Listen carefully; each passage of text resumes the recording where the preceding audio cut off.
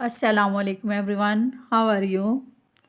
Welcome back to my channel Mathsmate Kulsum. Today in this video we will learn how to multiply decimal numbers using an easy step-by-step method. We will also use estimation to check if our answer is reasonable. Chapter 10 page number 85 open कीजिए।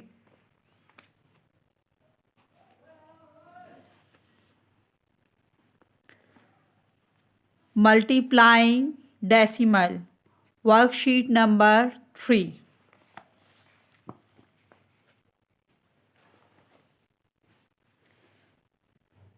Multiply part A है। 0.5 को 2 से multiply करना है। 2 5s are 10, 2 0 0। अब यहाँ पे देखिए, एक नंबर के बाद डेसिमल है, एक नंबर के बाद डेसिमल लगा देंगे। यानी जब हम मल्टीप्लाई करते हैं तो डेसिमल को इग्नोर करके सिंपल तरीके से मल्टीप्लाई करते हैं और फिर उसके बाद डेसिमल लगाते हैं। एक नंबर के बाद डेसिमल था तो आंसर में हमने भी एक नंबर के बाद डेसिमल लगा दिया। क्वेश्चन नंबर बी पार्ट देखिए। 5 8s आर 40,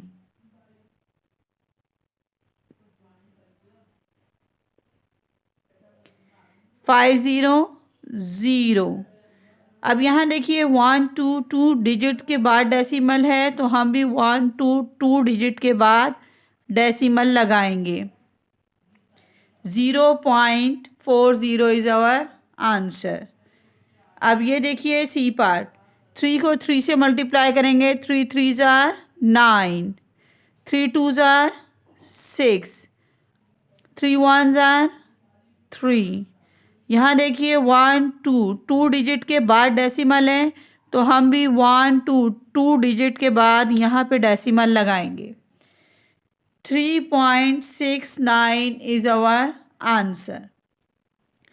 अब देखिए क्वेश्चन नंबर 2 देखिए। Multiplying, show your working in the space provided, check if your answer are reasonable. यहाँ पे हमने इसे सॉल्व करना है, मल्टीप्लाई करना है, देन हमें देखना है कि हमारा आंसर रीज़नेबल है या नहीं है।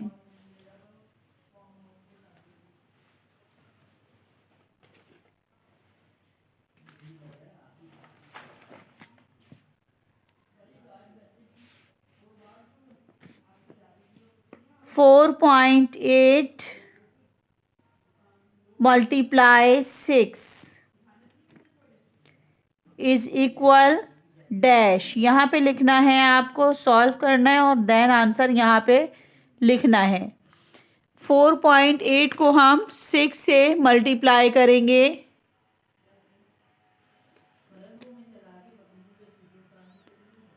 फोर पॉइंट एट को 6 से मल्टीप्लाई करेंगे।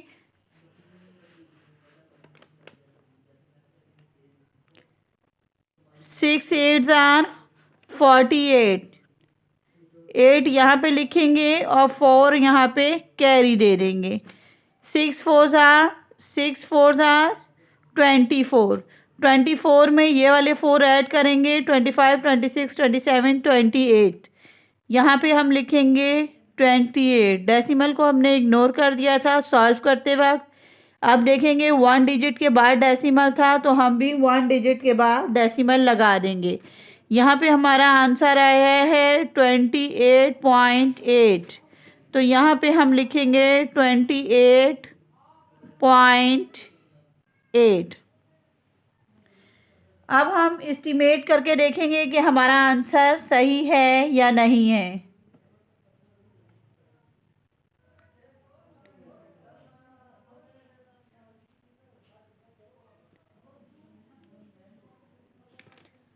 यहाँ देखिए, यहाँ क्या लिखा है 4.8। 4.8 इज इक्वल, एस्टिमेशन का साइन ये वाला होता है, इज इक्वल का साइन नहीं लगाइएगा।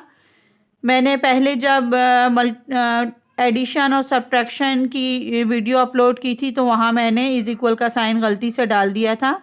आप इस चीज़ को नोट कर लीजिए कि एस्टिमेशन का साइन ये वाला होता है। इज इक्वल मीन्स बिल्कुल बराबर होते हैं और एस्टिमेट मीन्स करीब, नियर, यानी अंदाज़ा लगाया जाता है। यहाँ पे एस्टिमेशन का साइन ये वाला है, इस तरीके से थोड़ा सा यूँ।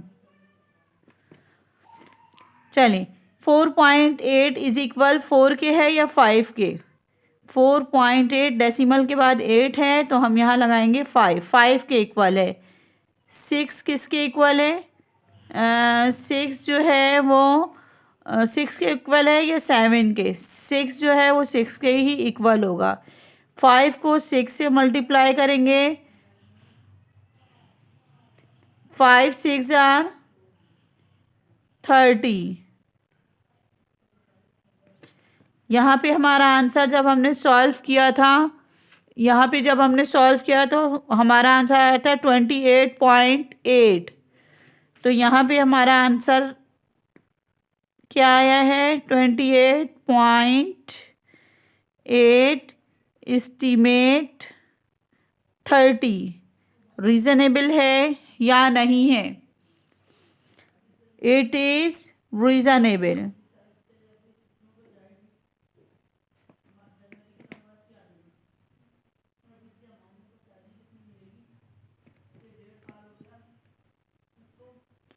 अच्छा, यहाँ पे बच्चे अक्सर कंफ्यूज हो जाते हैं कि 28 जो है ये तो 29 के इक्वल होता है। 28.8 29 के इक्वल होता है, 30 के इक्वल तो नहीं होता। तो इस चीज़ को बेटा माइंड में रखिएगा कि यहाँ हम एस्टिमेट कर रहे हैं। इसका मतलब है आंसर जो है वो नियर होना चाहिए, 28.8 के नियर होना चाहिए। यानी अगर इसका आंसर 31 28 29 30 31 होता तो ये नियर ही होता। अक्सर स्टूडेंट जो हैं इस स्टेप में आकर कंफ्यूज हो जाते हैं कि 28 तो 29 के नियर होता है, 30 के नियर नहीं होता। सो ऑलवेज रिमेंबर, हमेशा याद रखें कि एस्टिमेशन अंदाज़ा होता है और राउंडिंग ऑफ एग्जैक्ट करीब होता है। एस्टिमेट और राउंडिंग ऑफ ये दोनों अलग अलग चीज़ें हैं। जब हम राउंड ऑफ करेंगे तो अगर आपने ये लिख दिया 28.8 इज इक्वल 30 तो गलत हो जाएगा। राउंड ऑफ करते वक्त गलत हो जाएगा। राउंड ऑफ करते वक्त आप कहेंगे कि 28.8 29 के इक्वल है। लेकिन जब आप एस्टिमेट करेंगे तो एस्टिमेट मीन्स अंदाज़ा, हमेशा जहन में रखिएगा, अंदाज़ा, नियर। तो 28.8 यानी 29 30 के नियर है। तमाम क्वेश्चन में आप ये बात जहन में रखिएगा एस्टिमेट करते वक्त कि ये एग्जैक्ट बराबर नहीं होता, अंदाज़न यानी करीब होता है। ये हम क्विक मल्टीप्लिकेशन के लिए हम ये एस्टिमेट करते हैं, यानी एक अंदाज़ा होता है। अच्छा, अब क्वेश्चन इट इज़ रीज़नेबल यहाँ पे लिख लीजिएगा इस तरह से, ठीक है। यहाँ पे आप सॉल्व कर लीजिएगा। आप क्वेश्चन नंबर 2 देखिए, नहीं बी पार्ट देखिए। 15.5 मल्टीप्लाई 8। यहाँ पे हम एस्टिमेट करते हैं। एस्टिमेट के लिए मैं सिर्फ ई लिख रही हूँ, मगर आप एस्टिमेशन लिख लीजिएगा, ठीक है। आप पूरा एस्टिमेशन लिखिएगा यहाँ पे। अब ये देखिए 15.5 इज इक्वल 15.5 किसके बराबर है? 15 के या 16 के? डेसिमल के बाद एक नंबर देखते हैं। डेसिमल के बाद 5 है तो हम कहेंगे 16 के बराबर है। और ये वाला 8 किसके बराबर है? एस्टीमेट। ये वाला 8 किसके नियर है? 8 के ही नियर है। अब हम 16 को इस वाले 8 से मल्टीप्लाई करेंगे। 16 multiply 8 is equal 128। 16 8s are 128। अब यहाँ पे जब हमने इनको मल्टीप्लाई करना था, सबसे पहले तो 8 5 जार 40, 40 का 0, 4 हमने यहाँ दे दिया, 8 5 जार 40, 40 में 4 को ऐड किया 44, 4 यहाँ लिखा, 4 यहाँ पे कैरी दे दिया, 8 1 जार 8, 8 और 4 कितने होते हैं 12। तो यहाँ हमारा आंसर क्या आया था, यहाँ पे देखिए एक नंबर के बाद डेसिमल है, तो हम भी एक नंबर के बाद डेसिमल लगा देंगे। हमारा आंसर यहाँ पे आया है 124.0। तो यहाँ पे हम लिखेंगे 124.0। देन हम एस्टिमेट करेंगे 15.5 इज इक्वल 16, 8 एस्टिमेट 8। अब हमने ये वाले 16 और 8 को मल्टीप्लाई किया, मल्टीप्लाई करने से हमारे पास आंसर आया 121। यहाँ पे जब हमने सॉल्व किया था तो हमारा आंसर आया था 124.0 एस्टिमेट। यहाँ पे हमारा आंसर क्या है 128। तो अब बताइए कि 128 के नियर है या नहीं है। अच्छा, यहाँ पे अक्सर स्टूडेंट्स आके कंफ्यूज हो जाते हैं, वो कहते हैं कि यहाँ पे तो 0 है, 124 नियर है 124 ही के। लेकिन याद रखिए कि यहाँ पे हम राउंड ऑफ नहीं कर रहे, यहाँ पे हम एस्टिमेट कर रहे हैं। हमेशा याद रखिएगा बच्चों, इन estimation the exact number is not important, we only check if the answer is close and reasonable. Estimation does not give the exact answer, it only tell us whether our answer is reasonable. ये सिर्फ हमको ये बताता है कि हमारा answer reasonable है या नहीं है, इसके नियर है या नहीं है। तो 124 128 के नियर ही है, 20th पर ईयर नियर है, तो हम कहेंगे इट इज़ रीज़नेबल।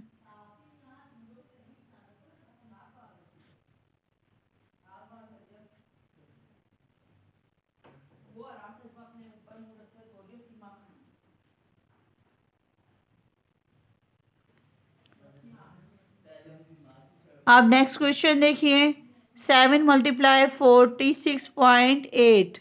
पहले हम यहाँ वर्किंग कर लेते हैं। 7 का टेबल 8 टाइम पढ़ें, 7 8 ज़ार 56, 6 हमने यहाँ पे लिखा और 5 हमने यहाँ कैरी दे दिया। 7 6 ज़ार 42, 2 हम यहाँ लिखेंगे और 4 हम यहाँ पे कैरी दे देंगे। 7 4 ज़ार 28, 28 और 4 कितने होते हैं 29, 30 31 32। एक डिजिट के बाद डेसिमल है, तो हम भी एक डिजिट के बाद डेसिमल लगा देंगे। यहाँ पे देखिए हमारा आंसर क्या आया, 7 8 ज़ार 56, 6 हमने यहाँ लिखा, 5 हमने यहाँ दे दिया था। 7 6 ज़ार 42, 42 और 5 43, 44 45 46 47 होते हैं।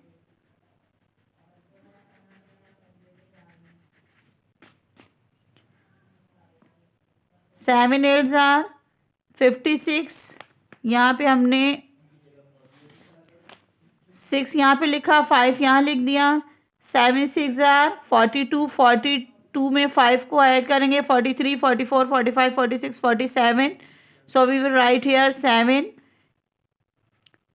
4 हम यहाँ पे कैरी दे देंगे। 7 4 ज़ार 28, 28 और 4 कितने होते हैं 29, 30 31 32।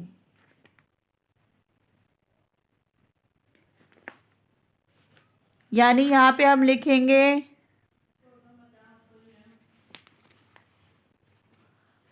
यहाँ पे हम लिखेंगे 327.6। यहाँ पे जो हमने वर्किंग की थी यानी सॉल्व किया था, मल्टीप्लाई किया था, 46.8 को 7 से मल्टीप्लाई किया था तो हमारा आंसर आया था 327.6। अब हम एस्टिमेट करके देखते हैं कि ये रीज़नेबल है या नहीं है।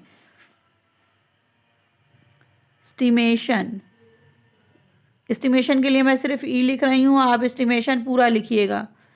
अब यहाँ पे देखिए, यहाँ पे लिखा है 7 इक्वल है 7 के एस्टिमेशन है, तो हम एस्टिमेशन का साइन लगाएंगे। एस्टिमेशन का साइन है।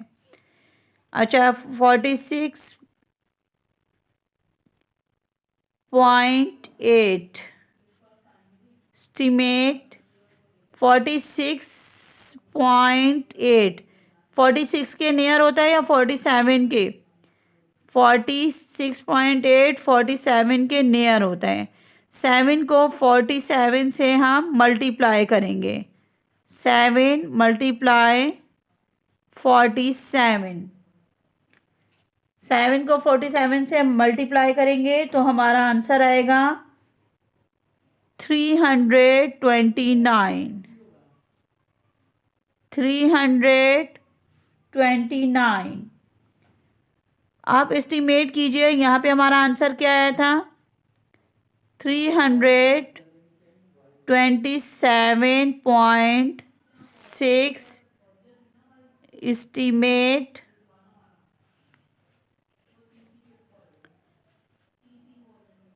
यहाँ पे हमारा आंसर क्या है? 329। अब बताइए 329 के नियर होता है या नहीं होता? नियर होता है। 320 पर ही हैं ये दोनों नंबर्स। मैंने आपको पहले भी बताया था कि एस्टिमेशन में एग्जैक्ट आंसर नहीं होता।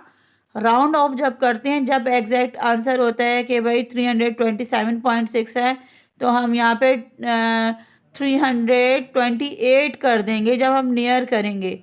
लेकिन यहाँ हम राउंड ऑफ कर रहे हैं, तो राउंड ऑफ में हम यहाँ हम एस्टिमेट कर रहे हैं, तो एस्टिमेट में हम कहेंगे कि ये रीज़नेबल है, यानी ये नियर है।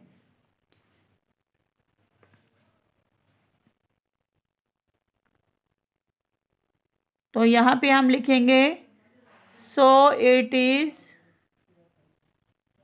रीज़नेबल।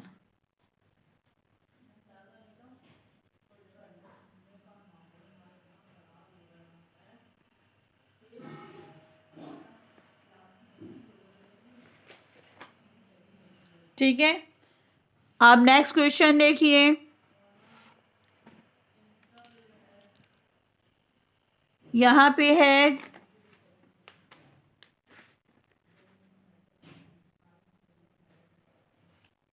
2.08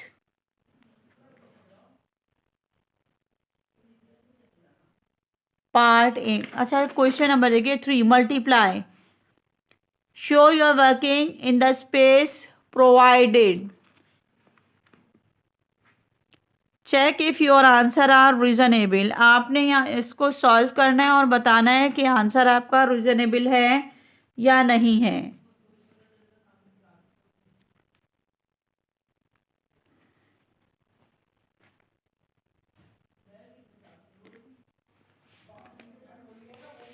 यहाँ पे हम मल्टीप्लाई करेंगे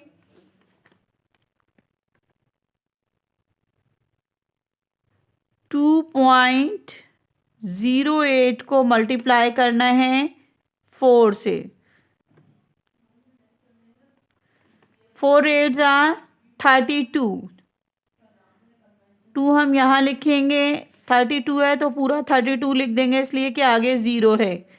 4 2 आर 8। 2 नंबर्स के बाद, 2 डिजिट के बाद डेसिमल है, तो हम भी 2 डिजिट के बाद डेसिमल लगा देंगे। हमारा आंसर यहाँ पे आया है 8.32। 8.32। तो यहाँ पे हम लिखेंगे 8.32। यहाँ भी लिखेंगे 8.32। ठीक है। अब हम एस्टिमेट करके देखेंगे कि ये हमारा आंसर रिजनेबल है या नहीं, ये बताना है हमें। तो एस्टिमेशन के लिए आप ई लिखेंगे, मैं ई लिख रही हूँ, आप पूरा एस्टिमेशन लिखेंगे। अब यहाँ पे देखिए 2.08 डेसिमल में के बाद 1 नंबर हम देखते हैं। 2.0 है, 8 मीन्स कि ये 2 के इक्वल है। सो 2.08 इज इक्वल एस्टिमेट 2 के। अब यहाँ देखिए 4 किसके इक्वल है? 4 के। अब हम 2 को 4 से मल्टीप्लाई करेंगे। 2 4s आर 8। यहाँ पे हमारा आंसर क्या आया था?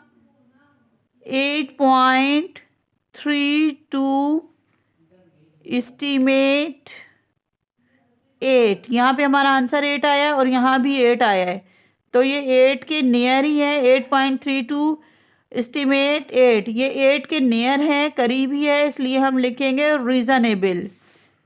तो हम यहाँ पे लिखेंगे रीज़नेबल।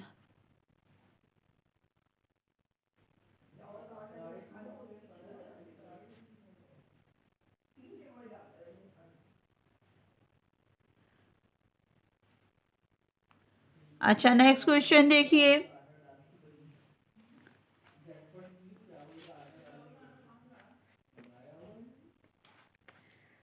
पार्ट सी देखिए, पार्ट सी है हमारे पास 53.38 मल्टीप्लाई 7। रफ कॉलम में हम 53.38 को 7 से मल्टीप्लाई करेंगे। 7 8s आर 56। 6 हम यहाँ पे लिखेंगे, 5 हम कैरी दे देंगे। 7 3s आर 21। 21 और 5 कितने होते हैं? 22 23 24 25 26। यहाँ पे हम 6 लिखेंगे और 2 हम कैरी दे देंगे। 7 3s आर 21। 21 और 2 कितने होते हैं?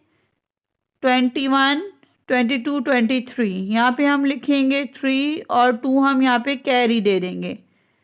7 5s आर 35। 35 और 2 कितने होते हैं? 37।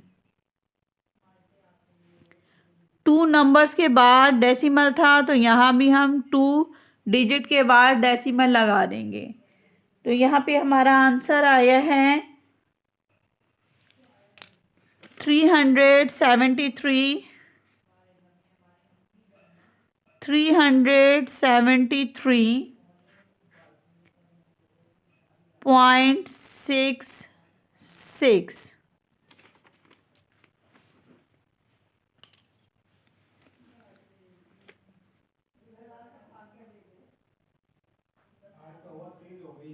$373.66। अब हम एस्टिमेशन करते हैं, देखते हैं कि ये रीज़नेबल है या नहीं है। 53.38 इज इक्वल एस्टिमेट 53 के बराबर है या 54 के? डेसिमल के बाद 3 है, 5 से लेस होंगे तो हम पीछे की तरफ जाएंगे, यानी 53 ही रहेगा। 7 एस्टिमेट 7। 53 को 7 से हम मल्टीप्लाई करेंगे, 53 को 7 से मल्टीप्लाई करेंगे इज इक्वल, यहाँ पे हमारा आंसर आएगा 373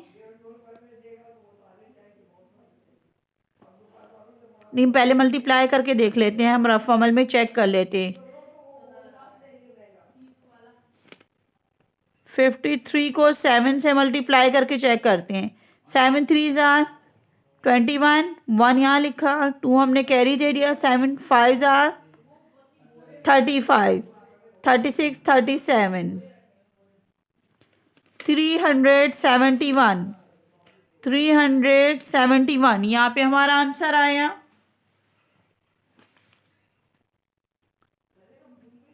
यहाँ पे जब हमने सॉल्व किया था तो यहाँ हमारा आंसर क्या आया था? यहाँ हमारा आंसर आया था 373.66 एस्टीमेट। यहाँ पे हमारा आंसर आया है 371। अब देखिए ये इसके नियर है या नहीं। यहाँ 373 है, यहाँ 371 है, तो इट मीन्स कि ये रीज़नेबल है। तो हम यहाँ पे लिखेंगे इट इज़ रीज़नेबल।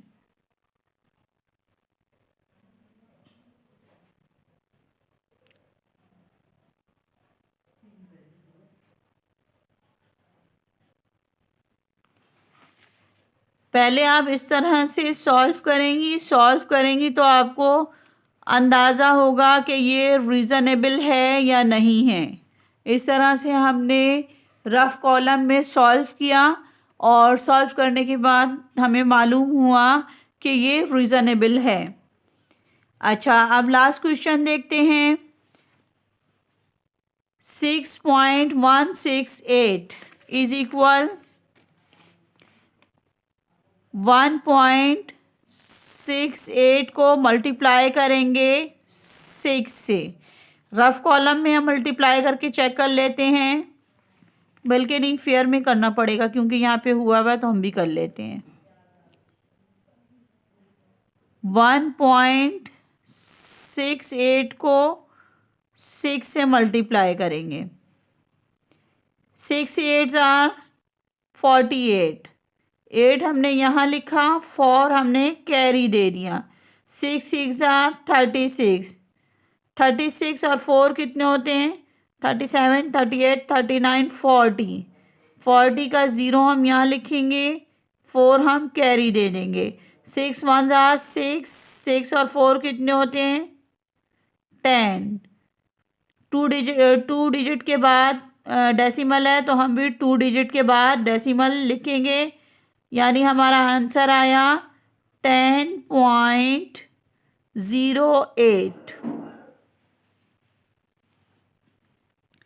अब हम एस्टिमेट करके देखते हैं कि हमारा आंसर रीज़नेबल है या नहीं है। यहाँ पे देखिए 6 इज इक्वल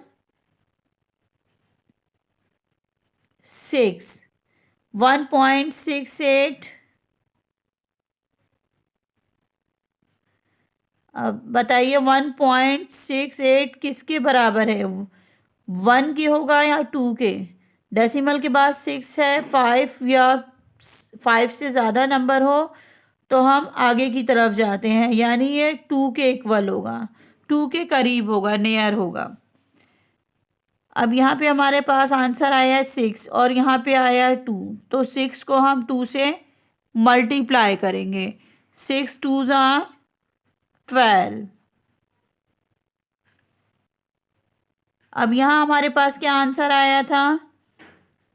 10.08 एस्टीमेट। अच्छा, एस्टीमेट के साइन का ध्यान रखिएगा, इज इक्वल नहीं डाल दीजिएगा। 10.08। उम्मीद है क्वेश्चन आपको समझ आ गए होंगे। अगर आपको समझ नहीं आए होंगे तो कमेंट्स करके पूछ लीजिएगा।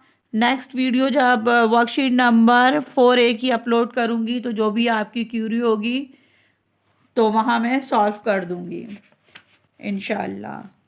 और अगर आपको मेरी वीडियो पसंद आई हो तो लाइक शेयर और कमेंट्स कीजिएगा। और अगर मेरे चैनल को अब तक सब्सक्राइब नहीं किया है तो फ़ौरन से सब्सक्राइब कर लें। Thank you for watching. Allah हाफिज़।